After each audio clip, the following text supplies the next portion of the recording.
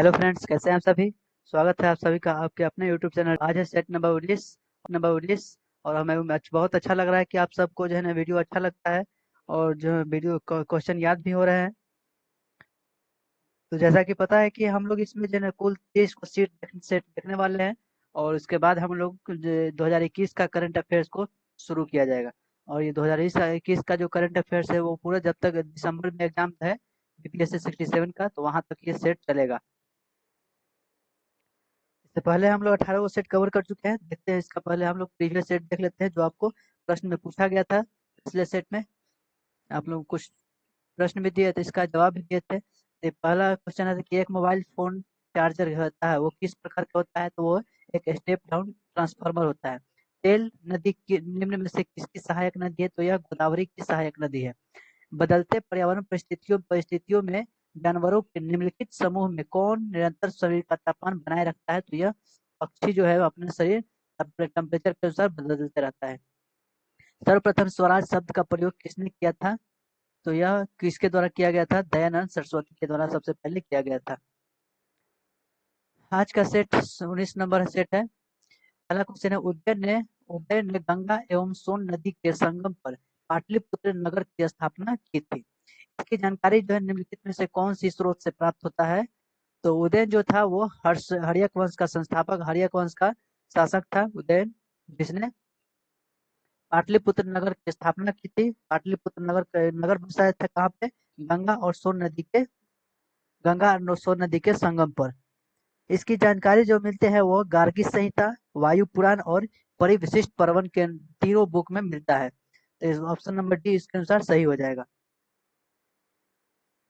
उदयन जो है यह अजातशत्रु का पुत्र है। हर्यक वंश के संस्थापक की बात करें तो ये बिंबिसार के द्वारा किया गया था। निम्नलिखित में से कौन सही सुमेलित है, सही सुमेलित कौन है, तो इसमें बताना है कि जैसे कि पता है कि मेगास्थनी जो है चंद्रगुप्त मौर्य के दरबार में आया था। सेल्यूकस निकेटर का सेनापति था यह। फाहियान किसके दरबार में आया था, तो यह चंद्रगुप्त द्वितीय के दरबार में आया था। हेवेनसोंग यह हर्षवर्धन के समय में आया था। तो ऑप्शन नंबर डी सभी सही है।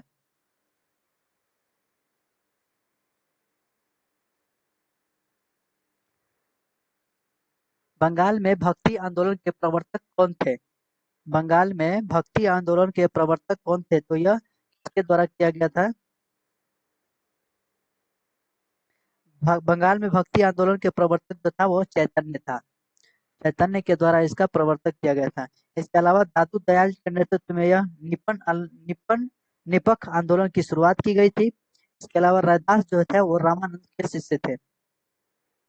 रैदास जो थे वो रामानंद के शिष्य थे और यह मोची का काम करते थे।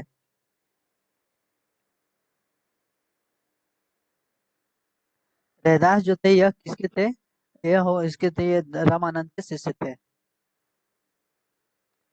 रामानंद के शिष्य थे। दादू दयाल दयाल के में निपख आंदोलन की शुरुआत हुई थी। इसके नेतृत्व में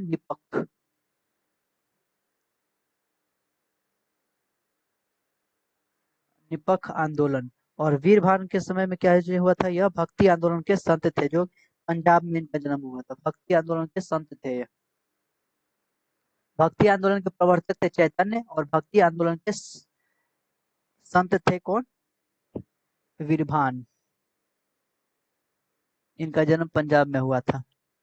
निम्न में से कौन सा कथन सही है, तो पहला क्वेश्चन पहला है कि ऑप्शन 1505 ईस्वी में फ्रांसिस्को दी अल्मीडा जो था वो भारत में प्रथम पुर्तगाली वायसराय बनकर आया था। ऑप्शन नंबर ये सही है।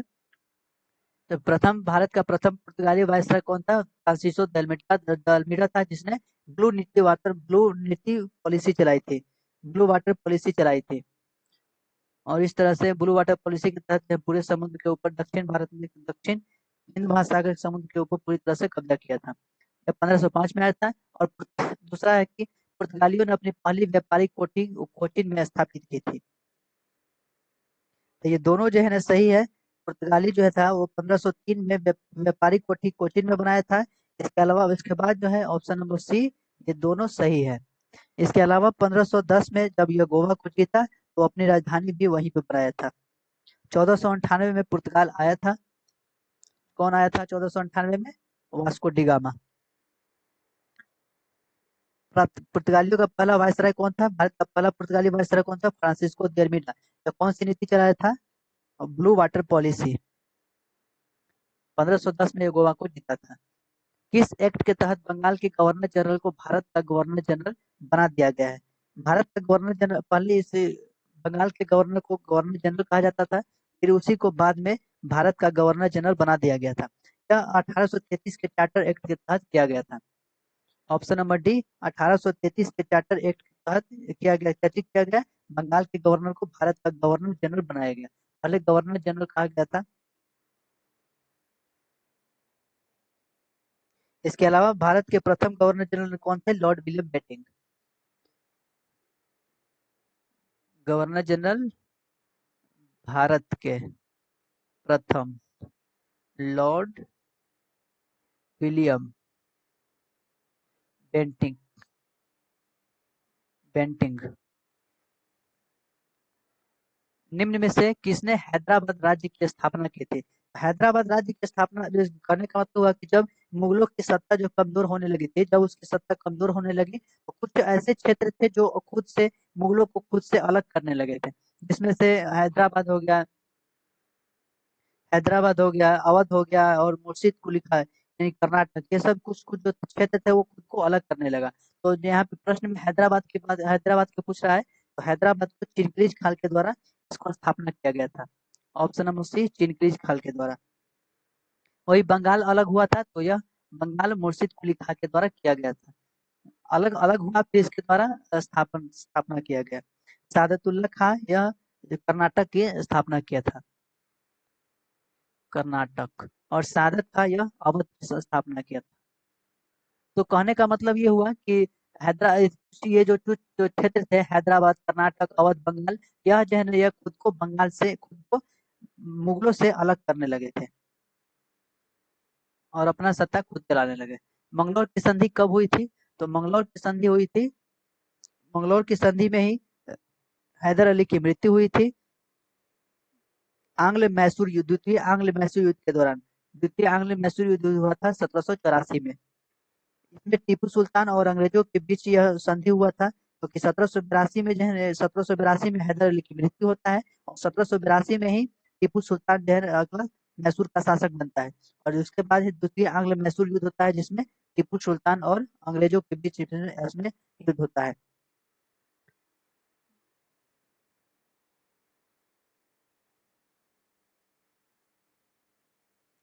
1782 में हैदर अली की मृत्यु हुआ।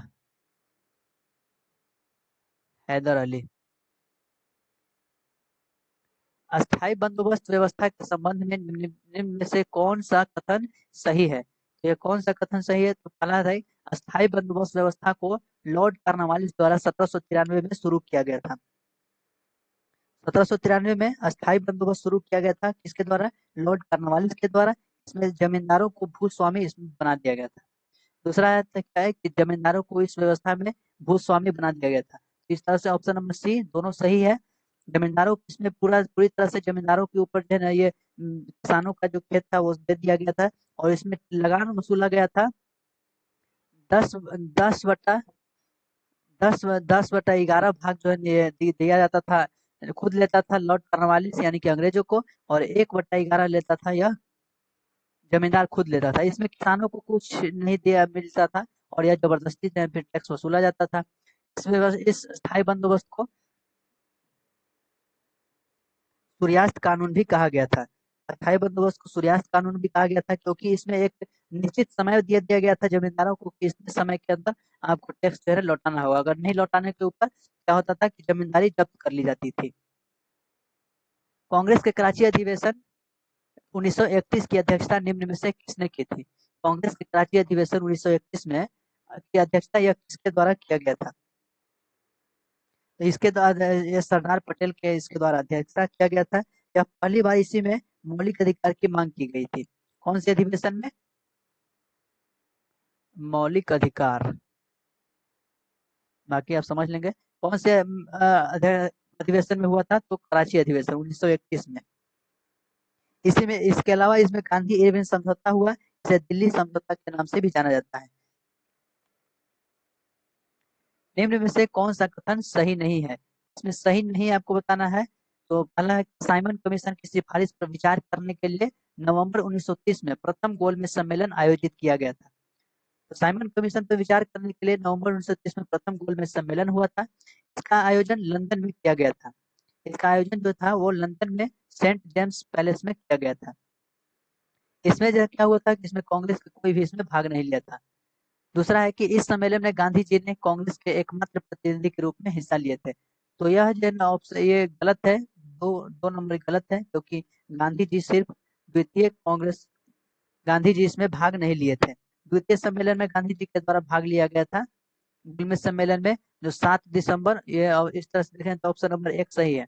गांधी जी की बात करें तो ये द्वितीय सम्मेलन में भाग लिए थे 7 दिसंबर 1931 से 1 दिसंबर 1931 तक दूसरा से चला था। तो इसमें जो है ना गांधी जी भाग लिए थे, पहला में गांधी जी भाग नहीं लिए थे। तो ऑप्शन नंबर ए सही है।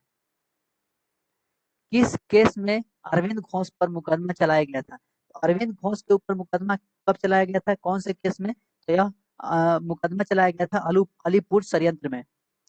अलीपुर षड्यंत्र में इनके ऊपर केस चलाया गया था। यह 1908 को कलकत्ता में अवैध शस्त्र रखने के कारण इनके ऊपर केस चलाया गया था। कहा गया था कि 1908 में क्या हुआ था कि कलकत्ता ये जो है एक अवैध शस्त्र यानी कि हथियार रखने के कारण इनके ऊपर जो है इनके ऊपर केस किया गया था, जिसे अलीपुर षड्यंत्र के नाम से जानते हैं। कहा 1908 में चलाया गया था।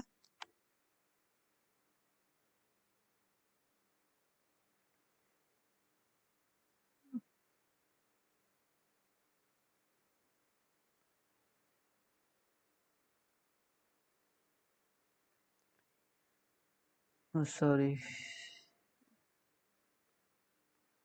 1908 में कलकत्ता।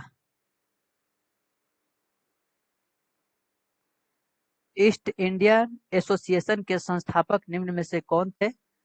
ईस्ट इंडिया एसोसिएशन की स्थापना इनमें से किसके द्वारा किया गया था? तो ये मदन मोहन मालवीय के द्वारा किया गया था। सॉरी, इसका हम ये अगला प्रश्न का उत्तर बता दिए।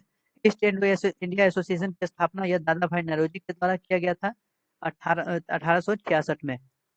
दादा भाई नौरोजी के द्वारा किया गया था 1866 ईस्वी में।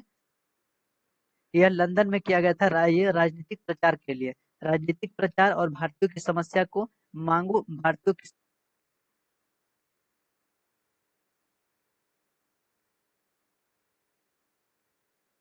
ईस्ट ईस्ट इंडिया एसोसिएशन का उद्देश्य था कि यह कब चलाया गया था? 1866 में लंदन में चलाया गया था। इसका उद्देश्य था कि राजनीतिक प्रचार करना राजनीतिक प्रचार करना और भारतीयों की समस्या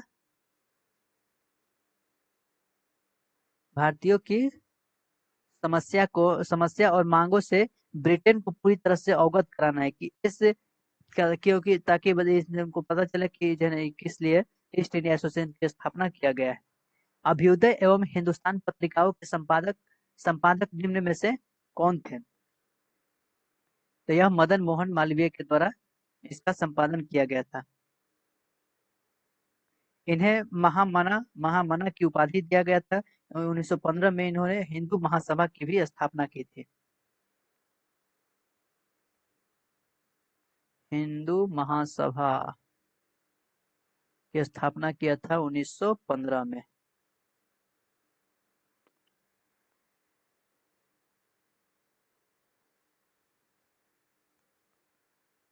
भारत में सोने के सिक्के सर्वप्रथम किसके द्वारा जारी किया गया था?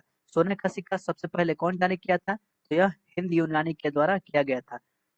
अब देखिए इसमें जो है कुछ कुछ जैसे कि समझने वाली बात क्या है कि हिंद यूनानी के द्वारा सबसे ज्यादा सोने के सिक्के जारी किए गए, सॉरी, सर्वप्रथम सोने के सिक्के जारी किए सबसे पहले हिंद यूनानी के द्वारा किया गया। अगर इसके अलावा और हम बात करें तो सबसे ज्यादा जो है ना, सबसे ज्यादा किसके द्वारा शुद्ध सिक्का किसके द्वारा किया गया था? यह कुषाणों के द्वारा किया गया था। शुद्ध शुद्ध सोने के सिक्के। और सबसे ज्यादा की बात करें तो शकों के द्वारा किया गया था। सॉरी, सबसे ज्यादा सिक्का जो है यह गुप्त काल में हुआ था, शकों के द्वारा नहीं हुआ था, गुप्त काल में हुआ सबसे ज्यादा। सबसे ज्यादा हुआ था गुप्त काल में। तो तीनों बात आप ध्यान रखेंगे। निम्नलिखित में से कौन सा राजवंश त्रिपक्षीय संघर्ष में शामिल नहीं था? तो त्रिपक्षीय संघर्ष जो है यह कन्नौज में हुआ था। कन्नौज पर अधिकार करने के लिए यह त्रिपक्षीय संघर्ष हुआ था। इसमें गुर्जर प्रतिहार, पाल वंश और राष्ट्रकूट इसमें तीनों जो है भाग लिए थे। इसके अलावा पुष्यभूति जो वंश थे इसमें त्रिपक्षीय संघर्ष में शामिल नहीं था। अगर इसमें लेकिन अंतिम रूप से जो विजय हुआ वह गुर्जर प्रतिहार जो था वह विजय हुआ था।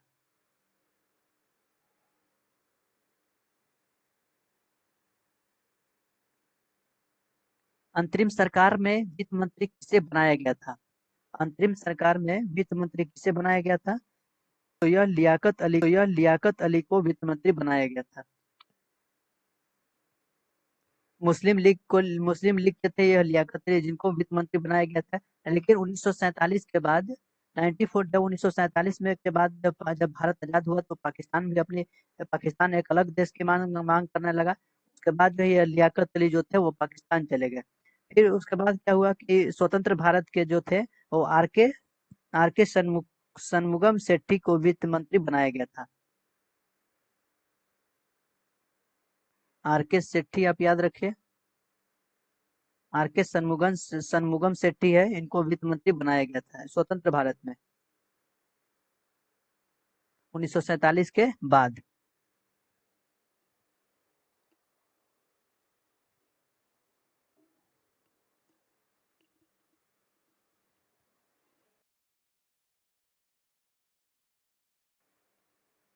निम्नलिखित निम्नलिखित में से किस अनुच्छेद में विधि के समक्ष के अधिकार का प्रावधान है? विधि के समक्ष यह भाग 3 में है। भाग 3 की जब हम बात करते हैं तो आप ध्यान रहे होगा कि यह फंडामेंटल राइट्स की बात कर रहे हैं, मौलिक अधिकार की बात कर रहे हैं। इसमें यह 12 से 35 के बीच में आता है। लेकिन अनुच्छेद प्रश्न में कह रहा है कि विधि के समक्ष समानता, तो यह अनुच्छेद 14 में आता है। अनुच्छेद 14 में अनुच्छेद आता है विधि के समक्ष समानता, यह ब्रिटेन से लिया गया था।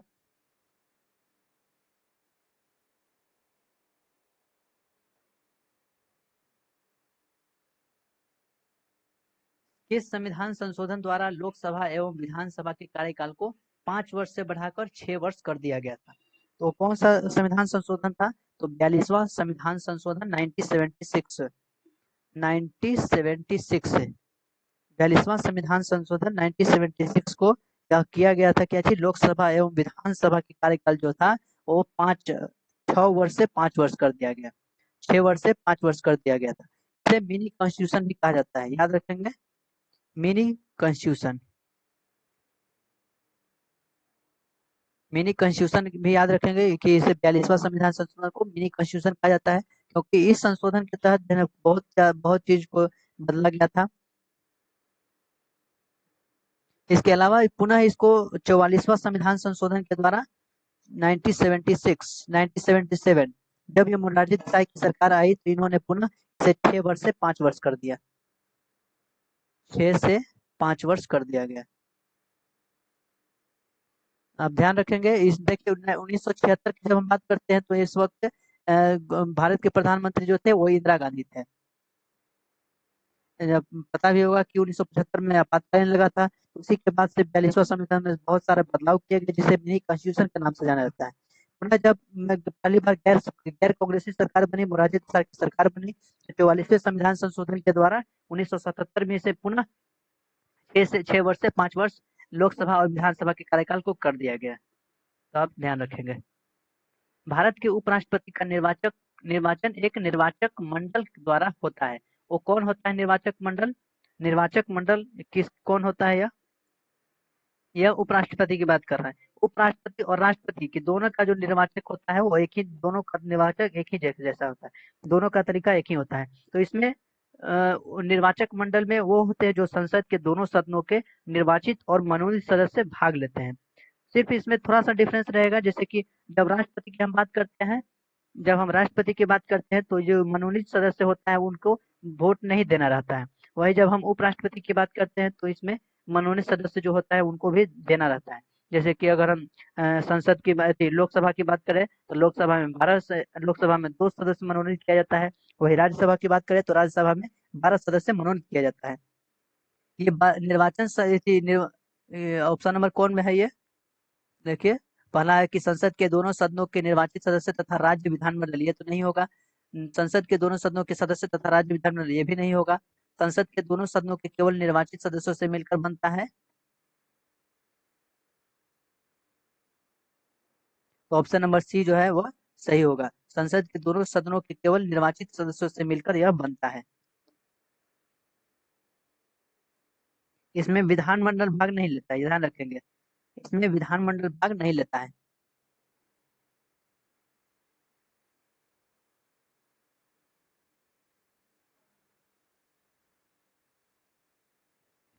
इसमें सिर्फ जो निर्वाचित जो जीत कराएंगे वही वोट दे सकते हैं। और इसके अलावा आप ध्यान रखेंगे कि मनोनीत सदस्य भी इसमें भाग लेते हैं। पंचायती राज से संबंधित विभिन्न समितियों को कालक्रम के अनुसार व्यवस्थित कीजिए। तो पंचायती राज अपने इसमें देख रहे हैं कि कई सारे जो है ना पंचायती राज समिति अनुच्छेद 40 के द्वारा लाया गया था। आर्टिकल 40, अनुच्छेद 40 के द्वारा पंचायती राज से शामिल किया गया था।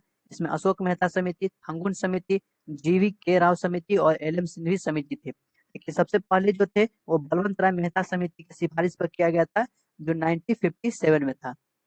बलवंत राय बलवंत राय समिति, बलवंत राय मेहता समिति। तो ये और बलवंत राय मेहता समिति प्रश्न में ऑप्शन में नहीं है, तो आपको ध्यान रखना होगा कि आपको इसमें क्रम सजाना है। तो अशोक मेहता जो समिति था वो 1977 में हुआ था, 1977। अशोक मेहता समिति 1977। देखिए, आपको ये याद रखने का एक ही तरीका है कि आप जो है इसको इसका जो है डेट याद रखें, उसी के अनुसार आप क्रम को सजा पाएंगे। तो दूसरा में था कि जीवी के राव समिति जो 1985 में था, जीवी के राव समिति 1985 में। अगर वही बलवंत राय मेहता समिति सबसे पहले में होते ऑप्शन में, तो पहले हम लगाते 1957, उसके बाद 1977, उसके बाद 1985, उसके बाद कौन है? एल एम सिंघवी 1986 में, 1986। उसके बाद कौन होगा? थंगुन समिति 1988 में आया था, 1988 में। इस तरह से आपको क्रम अब याद हो गया है, तो ध्यान रखेंगे। तो इसमें आपको कौन सा ऑप्शन होगा? सबसे पहले कौन होगा? एक। तो एक ऑप्शन नंबर ए में नहीं है, तो ये गलत हो गया। उसके बाद कौन होगा? 1977 के बाद आ जाएगा 1985, यानी कि 3। एक के बाद 3, यानी कि ऑप्शन नंबर डी में एक के बाद 2 है, तो ये भी गलती हो गया। एक और तीन, एक और तीन, दो बी और सी में है। उसके बाद कौन है? 1985 के बाद 1986 आ जाएगा, यानी कि 4। 1 3 4, यहाँ पे ऑप्शन नंबर बी सही हो गया। 1 3 4 और 2। तो आप क्रम सजाने के लिए आपको ये डेट याद रखना होगा। ध्यान रखेंगे कि सबसे पहले जो समिति आई थी बलवंत राय मेहता समिति आई थी, उसके बाद अशोक मेहता समिति, फिर जीवी के राव समिति, फिर एल एम सिंघवी समिति और थंगुल समिति। राष्ट्रपति के विरुद्ध महाभियोग प्रारंभ करने के लिए संसद के किसी भी सदन में कम से कम कितने सदस्यों का द्वारा प्रस्ताव प्रस्तुत किया जाना चाहिए? तो महाभियोग जब बात करते हैं तो महाभियोग शब्द जो है सिर्फ राष्ट्रपति के आता है, जो आर्टिकल 61 में इसका बात करता है। अनुच्छेद 61 में राष्ट्रपति के ऊपर महाभियोग लगाया जा सकता है यदि वह संसद का उल्लंघन करते हैं, तो उनके ऊपर महाभियोग लगाया जा सकता है। ये कौन लाएगा? या तो लोकसभा, जैसे कि ये संसद है, संसद के 2 घर हैं, एक होता है लोकसभा और एक होता है राज्यसभा। या तो राज्यसभा में आ सकता है या तो लोकसभा में आ सकता है, पहले किसी में भी आ सकता है। जो लाना चाहे पहले ला सकता है, लेकिन जो भी लाना चाहेगा, मान लेते हैं कि अगर राज्यसभा प्रस्ताव प्रस्तुत करना चाहता है, तो इसको क्या होगा? इसको 25% समर्थन चाहिए। कुल सदस्य का 25% समर्थन चाहिए, यानी कि राज्यसभा में जितना सदस्य है और जो निर्वाचित सदस्य है उनका 25% चाहिए इनको, यानी कि 1/4%, 1/4। यदि लोकसभा में आएगा तो यहाँ पर भी प्रस्ताव, देखिए प्रश्न में कह रहा है कि प्रस्ताव प्रस्तुत किया जाए, यानी कि प्रस्ताव लाने के लिए जो है सिर्फ 25% चाहिए। और अगर प्रस्ताव पास हो गया कि हाँ चलिए ठीक है, अब जो है आपके पास 25% समर्थन है, तो आप जो है इसमें राष्ट्रपति के विरुद्ध महाभियोग लाया जा सकता है। अब तो यहाँ पे इसको पास कैसे होगा? तो पास करने के लिए 66% वोट चाहिए, 66% समर्थन चाहिए। ये 25% अलग हो गया, लेकिन 66% चाहिए, तब जाकर राज्यसभा में ये इनके खिलाफ महाभियोग का प्रस्ताव पास हो जाएगा, बिल पास हो जाएगा। अब यहाँ से पास हो जाएगा तो फिर लोकसभा में चाहिए, फिर यहाँ पे 66% को समर्थन चाहिए। अब इसके अलावा एक और बात होता है कि सब इनसे लाने से पहले जो है 14 दिन पर पूर्व इनको सूचना दिया जाता है।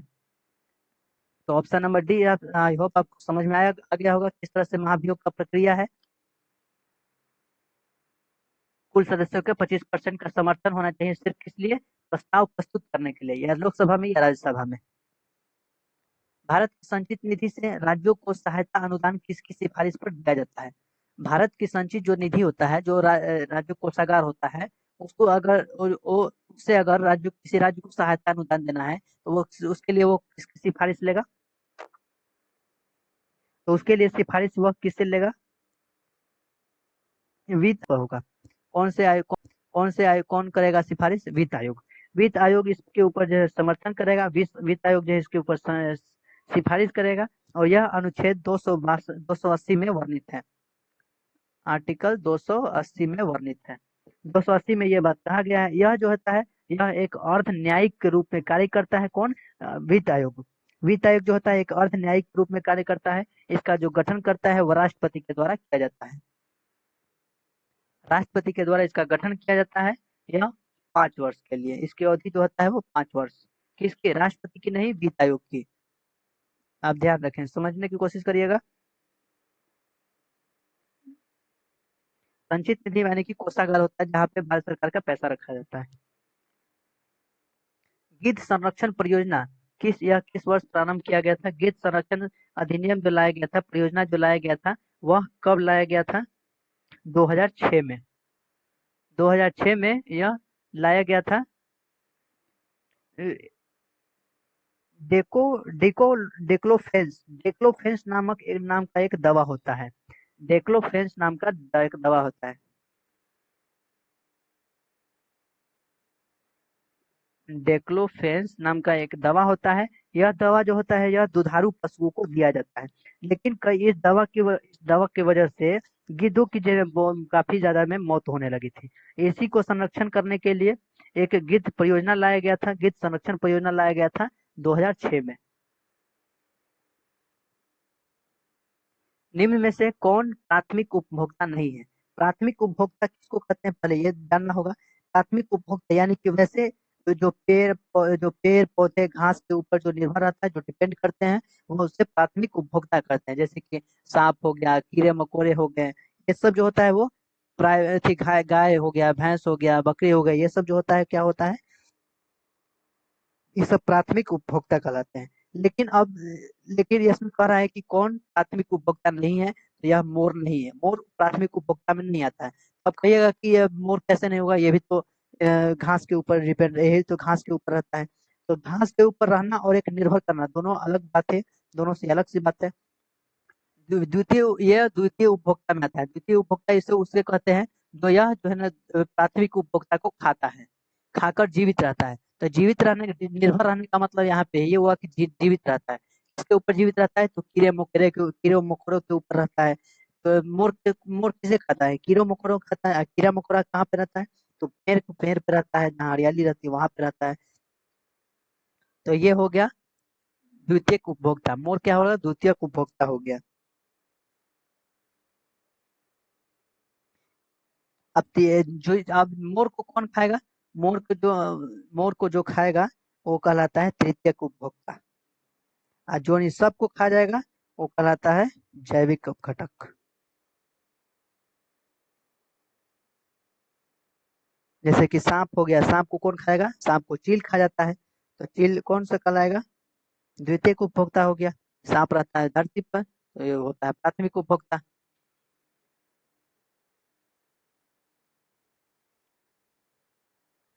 एशिया तथा उत्तरी अमेरिका किसके द्वारा अलग होता है, यानी कि पृथक होता है? तो एशिया और अमेरिका, तो एशिया उत्तरी अमेरिका की बात कर रहे हैं।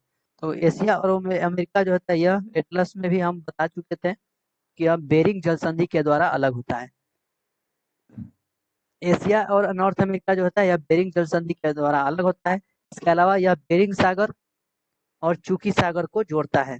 इसके अलावा बॉस जो जल बॉस जो जल मध्य होता है यह ऑस्ट्रेलिया और तस्मानिया को अलग करता है।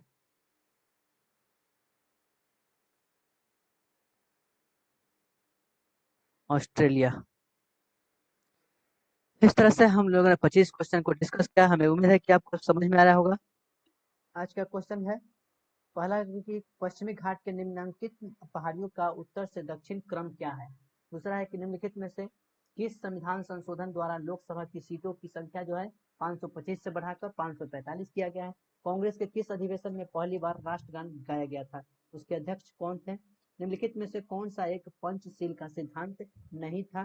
तो ये आपको जो है कमेंट में बताना है इसका उत्तर। ये पिछले सेट का क्वेश्चन है और अगर आप पिछले सेट देखे होंगे तो आपको जो है याद होगा प्रश्न। यदि आप नहीं देखे हैं तो प्लेलिस्ट में जाकर के एक बार देख लीजिए। तो ये थे आज के कुल प्रश्न प्रश्न 25 क्वेश्चन 19 सेट। हमें उम्मीद है कि आपको समझ में आया होगा। देखिए वीडियो को एक बार लाइक और शेयर जरूर कर दीजिए अपने जितने भी व्हाट्सएप एंड टेलीग्राम ग्रुप में है।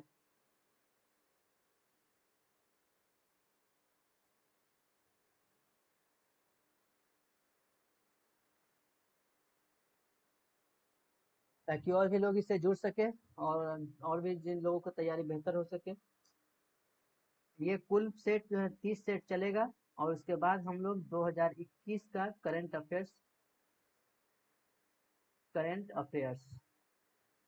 स्टार्ट किया जाएगा 1 अक्टूबर से। 1 अक्टूबर से करंट अफेयर्स का इसी तरह से सेट चलेगा और ये कब तक चलेगा 1 अक्टूबर से दिसंबर तक चलेगा। यह दिसंबर यानी कि एग्जाम तक। तो बहुत सारा प्रश्न इन्हें देखने को मिलेगा और इसको इसमें भी वैसा ही किया जाएगा जैसे कि एक सप्ताह हो जाएगा तो 1 वीक का संडे को जो है टेस्ट ले लिया जाएगा।